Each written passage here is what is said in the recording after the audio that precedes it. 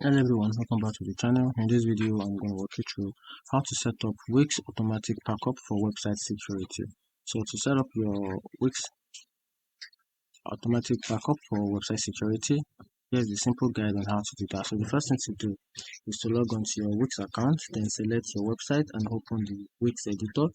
Then after that, you can understand the Wix automatic backup system. So Wix automatic backup creates a backup whenever major changes are made, and when you can manually restore previous version if needed.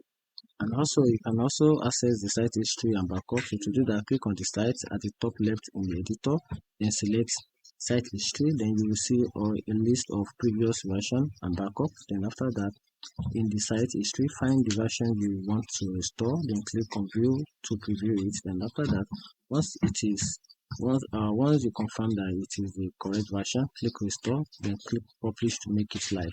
And after that, before making a big change, click on site and save as a new version. And after that, name the version and before redesign. Then this ensure you have the backup before update. Then after that, go to account settings and security, then enable two-step verification to protect against unauthorized access.